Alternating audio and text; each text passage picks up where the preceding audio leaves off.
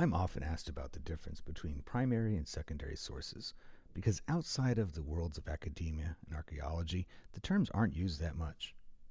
Essentially, a primary source is a product of a subject, like a person or time period, while secondary sources are in regards to those topics. But things get a little murky when I inject my mantra. Everything is a primary source into the conversation because even secondary sources can be looked at as documents of their time period. That's where this podcast comes in. Its purpose is to look at all things, especially often overlooked items from pop culture, as reflections of the people, places, and time periods from which they came.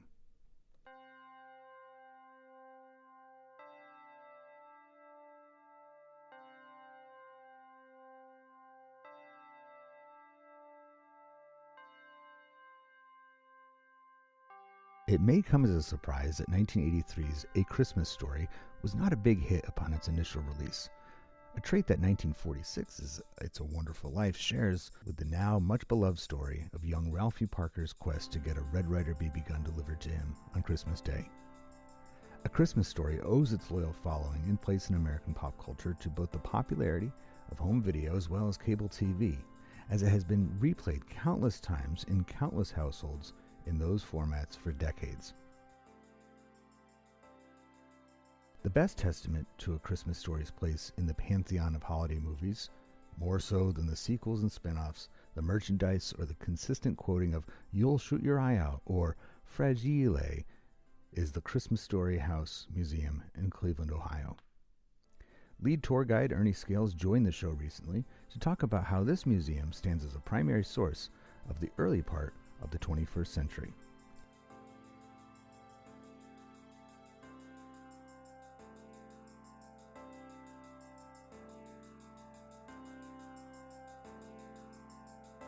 All right, welcome back to the EPS podcast, where everything is a primary source. I'm Eric Paul, and today I'm being joined by Ernie of the A Christmas Story House in Cleveland, Ohio. And what better time to have this discussion as we are the day we're recording this just a few days before Thanksgiving, and that's when things get really busy at your museum, right? That is correct. We get over 250,000 people per year to take a tour at the Christmas Story House Museum, and we reach 87% of that from around Thanksgiving to the beginning of January. Wow. So you would say that most of the people coming to that house, first of all, obviously are fans of the movie, right? They're not like, what is this place? I wouldn't say that. Oh, really? Okay.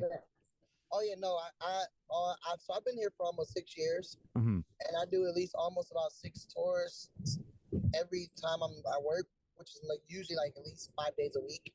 And I've had a nice percentage of people who's never seen the movie or who don't like the movie to come take a tour. Really? Okay, because Yes. it's such a unique place. I've been twice. I live in New Hampshire, but a couple years ago, actually right around this past weekend, my wife and I, because our wedding anniversary is in November, and so we like to take a trip for our anniversary every year, or we used to anyway. And I think it was back in 2016, I think we were out there, and we went to Cleveland. We went to Ohio to tour around, and among the things that we did in Cleveland were like, we have to go to A Christmas Story House, and It's mandatory. And it's one of the big attractions. It's up there with the Rock and Roll Hall of Fame and a few other spots in the city. And we were just like so not taken aback, but just like so pleasantly surprised how great that museum is. That it has like 3 parts to it, doesn't it? Because you have the gift shop, the house itself, and then a few of the artifacts.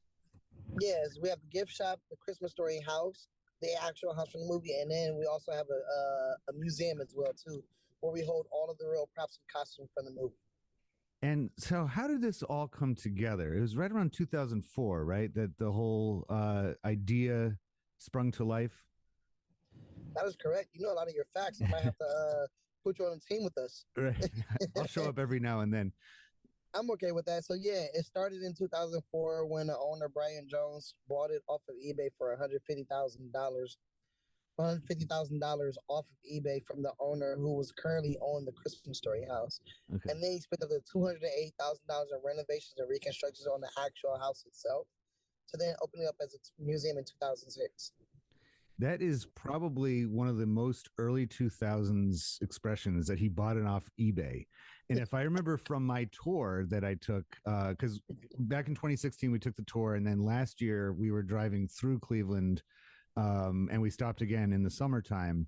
And it had developed quite a bit since we had seen it. Like the Bumpus's house is gone, and had nice parking lot and everything paved over. But if I remember from the tour, they said he bought it sight unseen, right? Like he was living elsewhere in the country. That is correct. So he was living in Florida. No, actually, he was living in San Diego, Okay. and he saw the ad on eBay, and the ad, it promoted the house through pictures, but it didn't look like the Christmas Story house because the previous owner actually put money into renovating it and reconstructing it, so nobody would know that the actual house was in the movie. Okay. And what convinced him to actually buy it, to let him know that it was the actual Christmas Story house, was the shed, and one of the pictures still looked the exact same way it did in the movie. All right. So, So and that's what he was a fan of the movie, right? Like a big time fan. so much of a big fan that he actually started his own company and his own website called RedRiderBBGun.com, where he would make leg lamps and fragility crates and send them out to whoever bought them all That over the world. that's so incredible. I mean, and that's so perfect for the internet age of, because that's right around the same time that the movie started airing 24/7 on first TNT, right? And then TBS picked it up in 2004. And so my memories of that movie go back to when it first came out. I was pretty young at the time. And You're talking 1983 young or a little bit after that? I was born 81. So Okay. I wasn't aware into, I was 2 years old when the movie came out, but I, grew up with my parents renting it, and they loved the movie and still do, because it doesn't really have a set year that it's set in. It's just kind of like a Norman Rockwell appearance to it, of just like the old days. And, it's obviously before the 1950s because there's no TV in it. It's just, he listens to the radio and all that. But they loved the movie because it just reminded them of their childhood, or like that mid 20th century, Christmases that were there. And then I fell in love with it just because it's just such a great story. I mean, you can't not like a Christmas story. It's such a great tale. Oh yeah, well no, we like I said, we get a nice percentage of people who don't like the movie, but it's funny that you mentioned about when the movie take place that there's no hard date.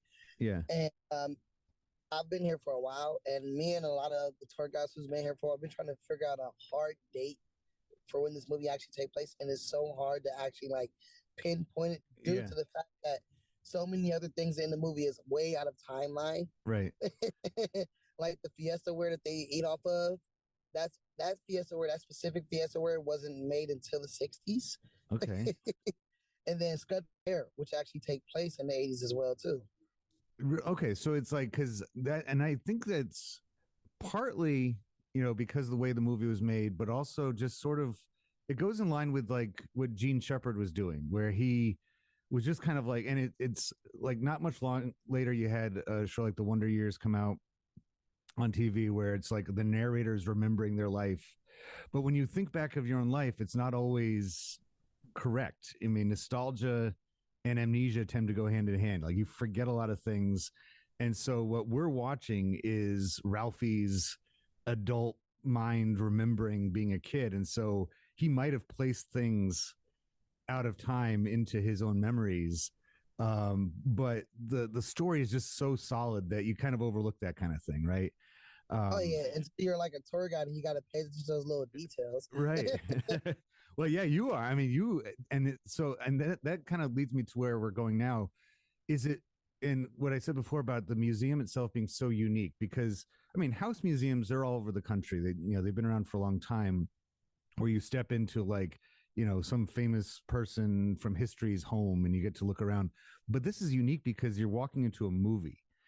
And so is it, because of that, do you find that you have a unique experience being the tour guide of being able to show people around a film, but not quite a set, but it's like they get to interact with the movie by being there, right? Yeah. Well, so the thing about it not being quite a set, it actually is still a set. I Yeah. mean, they didn't film all of the movie in the actual Christmas Story House that people come and visit, but they filmed a good percentage of the movie inside of the house. Mm-hmm. I want to say a little bit under 25% of the movie was filmed inside the house.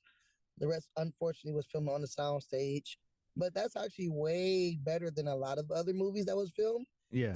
Some movies just use the exterior of house and then they go straight to a sound Right. stage. Well, I mean, that's kind of like there's a lot of other movies, especially with like Christmas movies that I can think of. Like Kevin McAllister's house in Chicago is a real place, but that's not a museum. It's like privately No. owned. They don't want anybody in there.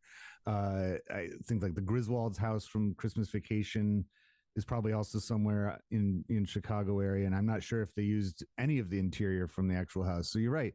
A Christmas Story house is, and I remember that from the tour. Then they walked in, they said, all right, some of this was used for the film, but that's such a fun experience to see people like walking into their favorite movie and being able to take pictures in front of the tree and like dress up as the pink bunny and stuff. It's so unique. I remember those days when we could let people dress up as a pink timer outfit. Unfortunately, we don't do that anymore. Is it all the COVID No, stuff that really? take off with the pink timer outfits, so we Oh, don't. really? They just like took off. So it's a safety thing. Okay, so it's your own stuff. Yeah, like all right, this guy's looking nice in the pink nightmare outfit. Oh, he's running down the street. We're not going to chase him. That would be a scene from another movie altogether. People chasing after some guy in a pink bunny outfit. Yeah, let's talk a little bit about the specific location, but then Cleveland in general. I think it's so funny. Like when that house was, when exactly was the house itself built? Are we talking like actually 1895?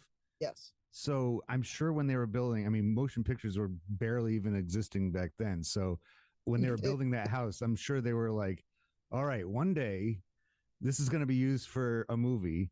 And then 20 years after that, people are going to take tours of this place based on that movie. They had probably no idea that that was going to happen. It was such a wild thing. But it's the Tremont neighborhood of Cleveland, right? Mm-hmm. What is a little bit of the background of that neighborhood as it grew from being after that house and the whole neighborhood started rising up in the late 19th, early 20th century? As far as, you know, it wasn't originally part of Cleveland, right? It was its own separate city. Yeah, Cleveland has his way of making a lot of sub cities inside of the city. Mm-hmm. So Tremont would be considered one of those sub cities inside of Cleveland. And but with the history of Tremont, I mean, it's always tried to do Tremont has always tried to be its own entity. mm-hmm. But unfortunately, just like a lot of other major cities, it's not big enough to be its own entity. Mm-hmm. So that's why it's considered a sub city here in Cleveland, Ohio. But I mean, they still have their own little world. So like, it's still considered Tremont, Ohio. Yeah. But anything you type in through your GPS or anything, it'll still pop up as Cleveland, Ohio. Right. It kind of reminds me of like Boston, where, you know, the actual city of Boston is pretty small, but people who live in Charlestown or Brookline or some of the or Dorchester, they're like, just to simplify, they're like, I live in Boston. You know, it's like I'm you know, just to make it so you don't have to explain it all the way through. But technically, when you're driving around, and I remember this big, you know, when the times I've been to Cleveland, I'm like, yeah, I'm going through, you know, several different. I see lots of signs like "Welcome to this," "Welcome to that," but then ultimately it's still just Cleveland. Yeah. And I feel like Christmas time is kind of owned by the Midwest, and Cleveland to me kind of comes across as like the gateway to the Midwest. That's like the first city that you hit. Because Buffalo, Rochester, you know, very similar in their, you know, the way they're made up. Like my wife is from Rochester, New York, and when you drive around, you know, on the lakeside there, the first time we were in Cleveland, I'm like, I feel like we're in gigantic version of Rochester. Like they just took Rochester and beefed it up by like 10 times and made Cleveland. Injected a couple of steroids inside of it. Right. Exactly. So do you think there's a reason why the movie was set in Cleveland and why it fits so well for that? Well, there was multiple reasons for them to come to Cleveland, Ohio. The biggest reason would be because in around the 1980s, Cleveland, Ohio still looked like a steel town city, Mm-hmm. which was very popular in the 40s because almost every city in the United States of America looked like a steel town city. But around the 80s, Hammond, Indiana, which technically the movie take place in, did no longer look like a steel town city. It was actually Oh. modernized, just like a city in the 80s. But you gotta leave it up to Cleveland to always be back in time. So we still look like a steel town city and still gave it like that 1940s feel. Yeah. So that was one of the biggest reasons of coming to Cleveland and filming inside of Cleveland. They didn't actually look to film any of the scenes inside of a house here in Cleveland, Ohio. Okay. It was Yeah, all just sound yeah, stages and stuff. yeah. The only reason why they end up filming inside the Christmas Story house, which everyone loves today, is because they got lost looking for the steel mill. And they just kind of stumbled across it. Yeah, they got lost and they end up except because they wanted to go to the steel mill. So instead of going straight down Clark Avenue, they Mm-hmm. actually left on Raleigh Avenue and it put them on West 11th. Would put them right in front of the Christmas Story house. As soon as Gene Shepard seen that house, he immediately fell in love with the house for multiple reasons. Uh-huh. But his biggest reason was because the movie actually reminded him of the same house he grew up in as a child. That's so great because I mean he was born in the 20s or even earlier than that, and so like he was. I think I read he was born 1921, so by 1940 he would have been well older than what Ralphie is. Like Ralphie's like Yeah, 8 or 9 years old, and but it's still I always think of there's that one part in the movie where you just get like an exterior shot of the house, and you hear the whistle of a train off in the distance, and to me, I'm like, that's wintertime in the Midwest. That's so Christmas. Like just that shot is and it's so so perfect. And you can only get that there. And I remember visiting the house, and when you go into the backyard and you look over and you can see the steel mills and you can see the skyline of the city and stuff. I'm like, this is just perfect, and it's a great spot. So it was a happy accident, I guess, so that you just kind of came across it. it was probably the most fortunate accident that they ever ran across.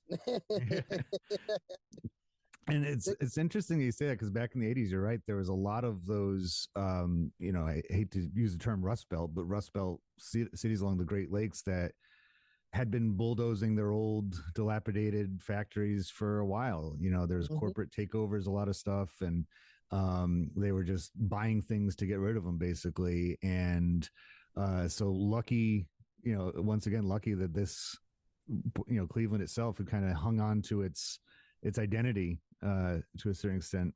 That's one thing we do here in Cleveland, Ohio, is that we hang on to an identity. Yeah. Well, that and From it's LeBron James to the Cleveland Browns. all the way. And those are such. I mean, it's a. I think having pride in one city and pride in one's region is a very important thing because, especially as time goes on, everywhere starts to kind of look the same, and that's what you were just touching on. Is like, especially after World War II, there was this huge movement of urban renewal and let's get rid of the old falling apart stuff to replace it with new space age stuff. And I know I've mentioned on my show a couple of times before, but like I think one of the best examples of that would be like in Albany, New York. I don't know if you've ever been to Albany. It's the capital of New York State, so you would think it would have a lot of character to it. And where the Capitol building of that state is actually very beautiful and it's very unique. It doesn't look like most capitals. It doesn't have like a big gold dome and all that. It has like a very old, almost like European look to it. But then the neighboring, they have they call it Empire Plaza because it's Empire State, and you can tell it was built in like the 50s or the 60s because it's all supposed to look all space age and stuff. But Mm-hmm. there's like grass growing up between the cracks of the cement, and the buildings are all old and Concrete jungle. graying and stuff. And it's like, oh, you missed it because if you just kept the character of this city intact, you would have had, such a great, draw. And it was like there was a lot of mistakes made in architecture and city planning after World War II. They were just like, oh, we're going to the moon, so we really need to get all of our old stuff out of here. Yeah, And thank goodness Cleveland had the presence of mind not to do that, because it's a wonderful city to go around and tour. that's a stubborn city. That's why. Yeah, it's a very We don't stubborn. go with the flow at all. We do Yeah, our own thing. you're covered in snow most of the year, so you gotta just We're kind of make covered in do. snow right now. It's crazy. So, um, we're hitting all the. I don't know if I the template that I work with. Let me see if I can pull it up real quick. I'm just kind of reading off of this is how I dissect all of my stuff, and we've gone through all the questions pretty well already, as far as who made it, how is it made. Actually, that is a good question. When it came to you talked about they put a lot of money into rehabbing it to look like the movie. How long did that take, and did they use a lot of the like still images from the film to make sure it was just right? So, um, like I said, he spent $208,000 on renovating the house. It took at least 2 years Wow. to get the house fully renovated and open for tours. And what Brian Jones did, he's went back and watched the movie, and he watched every single scene over 1,000 times. Oh my goodness. Yeah, talk about commitment. He I watched know. every. And I thought I watched it a lot on Christmas Eve when it's on the marathon. Oh no, yeah. When I get people who come here and take tours and they go, "Oh, I watch this movie all the time. It's like my favorite movie. I've seen it over 200 times." I go, "You got nothing on either us or the owner." Yeah. He probably thinks and dreams about it all year long, just like he can't get it out of his head, I bet. Well, I mean, in order to pinpoint everything in the Christmas Story House the way it is now in our actual museum, he had to sleep, eat, and drink Christmas Story House. Yeah. And it's the ultimate cult following, because if I'm not wrong, it wasn't a huge hit when it first came out, right? Like it didn't do. It did very, very bad in the movies. It was only in theaters for 30 days before they pulled it back out because of lack of attendance. Wow. Yeah. And They had a budget of $2.5 million for that movie. And overall, as a collective, they end up box offering at least $2.2 million for that movie. Wow, When that's not good. But then I'm sure VHS sales and over time getting so it's built up because of people watching it on video and then watching it on TNT and TBS over the years. Built up because of Warner Brothers. Right. What they did was they bought the rights from the movie from MGM, Okay. and then they put it on their 24-hour marathon, because before the Christmas Story movie, they were actually 24-houring It's a Wonderful Life. Oh. Yeah, which was technically considered their Christmas movie, which is not a Christmas movie. Right. I mean, it has those feelings to it, but you're right. It covers the whole year. Several years, in fact. Yeah. So it's only like certain scenes are at Christmas. Yeah. So that's when they came up to it and they go, "Hey, we need to find a way to get the Christmas Story House get the Wonderful Life off the TV," and they like find something to replace that. And fun fact, It's a Wonderful Life was also not a cult classic until Warner Brothers got the rights. Yeah, it's funny because a lot of I think we have this idea, and they churn out Christmas movies for the last 20 years like nothing. Like they have entire channels like the Hallmark Channel and ABC Family, where it's just that's all it is. It's Christmas movie one after the other, to the point where they don't even have, like, I couldn't even tell you half of them that come out anymore.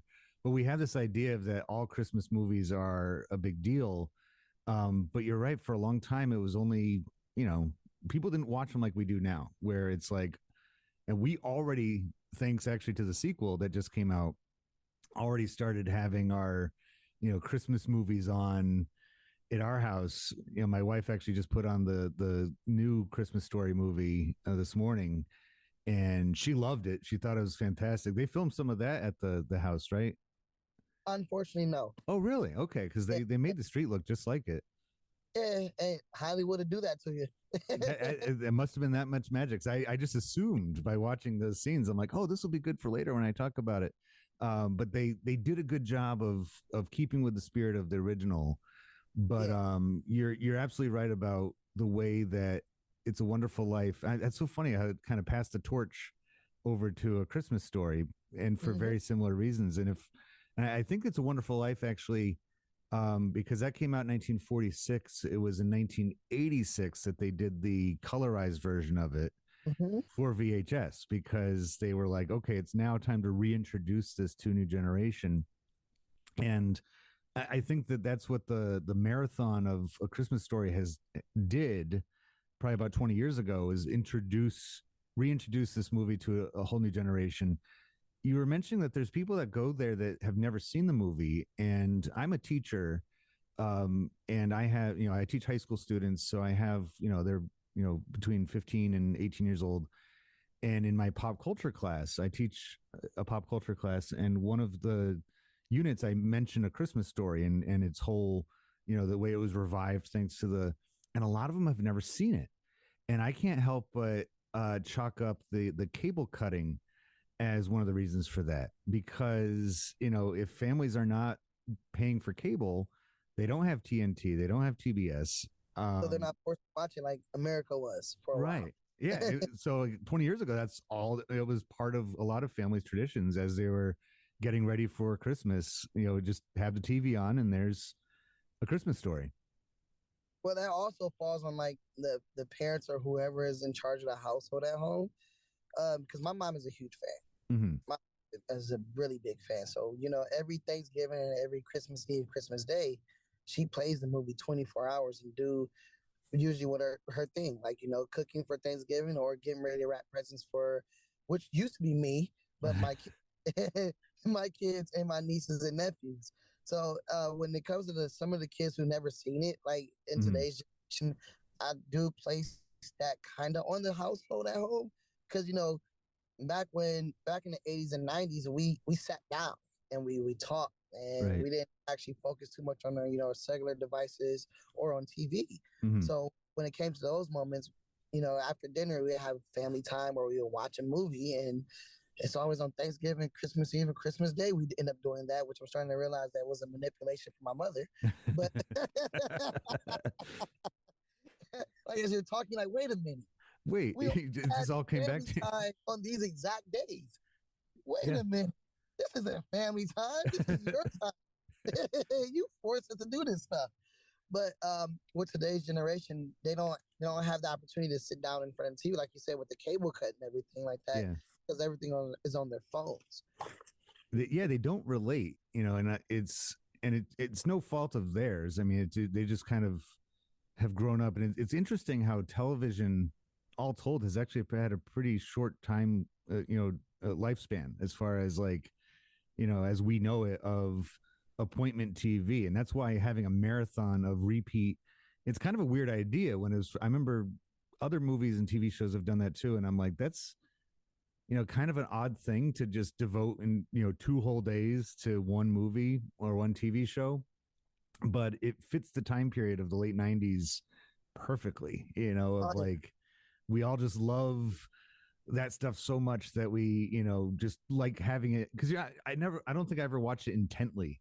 I would just, on Christmas Eve or Christmas Day, I would just put it on in between, like you said, like the family time. If you were, opening presents in the morning, and then breakfast is made, you're like, oh, okay, I'm just going off and I'll put Christmas Story on. Oh, it's the part where the dogs run in and eat all the turkey, or it's like the you can just best kind of thing, jump in and out of it. the best thing about the movie playing 24 hours, as a kid growing up, we would start watching it, and then I'm a kid in the 90s, so I would then go outside and snowball fight, Yeah. play Dragon Ball Z with my friends, and pretend we're anime characters. Come back into the house, and it was on the same exact part I left off Right. on. You can kind of Like, time it that way. You're pause like, this for me. It's live, Ernie. yeah. There's no live, no way at all. You can time your life based on A Christmas Story. Yeah. When I remember as a kid, I was, maybe it's just me being a kind of a nervous kid, but there were certain parts of that movie that freaked me out and kind of like worried me.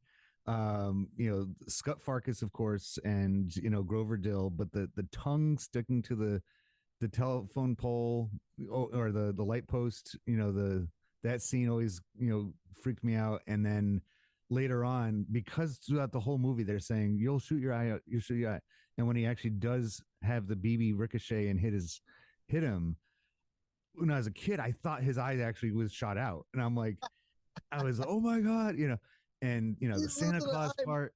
The bad Christmas movie. Right. I was kind of scared of it for a while. And it wasn't until I got a little bit older. I'm like, oh, okay. It's all just, kid embellishment. That's what kids do is they kind of make things bigger than they are. Yeah. And because of that, it's actually a perfectly made, movie. Like I said earlier, every scene looks like a Norman Rockwell painting come to life. They have like that perfect fuzzy tone to it. It looks like you hit play on a painting. It's so well made like that. But for an 80s kid, that I was also, for the record, scared of Thriller. Like whenever that video came on, I'm like, because it's just It's like, funny you said that because I'm with my older brother, who's he's a fan. And so you said Thriller, he's just started doing the Michael Jackson arms. my and it's because like my wife, she takes part every year in a Halloween parade here in New Hampshire that features the Thriller dance, and they practice starting in September, and they do the whole routine as zombies. And so we hear the song constantly, all year, for that whole, and she does, she practices and stuff. And I'm like, man, like 6-year-old me would be out of his mind right Terrified. now. Right. Because it was the Vincent Price laughter at the end that got me. It was, and like in the video with the eyes, and he gets, so that it's like, I'm sure most of it's just me being an anxious kid, but A Christmas Story for a little while was on that list too, of like, oh no, it's the part with the kid's getting his, he's screaming because his tongue's going to get ripped off, and or Santa Claus kicking him in the head. That always gets me too. So child friendly, right? Right. But it's actually that much more real because of it, because that's how a kid sees it. I love that part when he's Yeah. walking up the steps towards Santa, and they're using the fish lens, and he's like, Santa's like, right up there, like, oh, and it's Yeah, like, right in the face, and the elf is like with his nose all in the camera. yeah, like, hurry up, kid. It brings you back to being a kid, and you think when you're an adult and you look back on it, you're like, why is my kid not happy sitting on this stranger's lap, you know, with his giant oversized beard and everything? Like, why is he crying? And like, oh, probably because it's terrifying for him because they have no context for it. They don't, because it's still a stranger at the end of the day. right. This is like the weirdest part of their life, is doing all this. But so would you say? Well, I'm assuming during the summer months, because last July we stopped by. It was still pretty busy. There's a lot of people around, and we took a few pictures outside because we didn't have time to do the whole tour, but we took some photos. Is there a time of the year other than Thanksgiving to Christmas that is surprisingly busy at the Christmas Story House? Surprisingly, we're busy all year round. Okay. Like, we have nonstop flow throughout the whole entire year. Like, when I got hired, I'm like, it's a Christmas Story House. Like, won't be in the summertime and springtime, and I catch myself doing 6 to 7 tours a day, even in the springtime and the summertime. Like, oh my gosh, Yeah. what do you do for a living? Hey, it's Christmas here. Right. Well, I guess people are just planning ahead, because I'm sure that house, every part of it has been on countless Christmas cards. I know it's been on ours. When we take a picture of ourselves in front of the house, we throw it on a Christmas card. And Well, what the people do is the reason why it's so busy around all the year round is because they figure, it's a Christmas Story House, so we would get most of our traffic around Christmas seats and plants. yeah. So people try to come around springtime and summertime to avoid that heavy flow of traffic, which actually is a very smart idea, because around this time when our snow starts hitting the ground, like I said, we get over 250,000 people per year. We reach 87% of that from November to January, to where it's so busy that we can't even do guided tours. We have to do self-guided tours. Oh my goodness. Okay, so you have like lines around the block, probably. Lines all the way to downtown, almost about. Oh my goodness. That's so. I mean, and that's such a testament to the way that pop culture has just kind of like bled into our society and our culture and our regular culture, where we have like and our ability to make our way around. Like if the house had opened in the mid '80s as a tour, you'd probably have most of the people just from the greater Cleveland area would be your visitors, but you probably get people from far and wide, right? You get all over the world. Oh yeah, literally all over the world. There was let me see, about 4.5 years ago, I had a group tour, and at least 12 of them was from Russia. I used to work at a living history museum, and it was a collection of houses. So like every house is a different time period, and we would get visitors from all over. And actually, the majority, I think, the minority of visitors were from the local area because they just saw like, yeah, it's always going to be there. Why am I going to, bother going to this museum now? If I want to learn about an area, I'll go.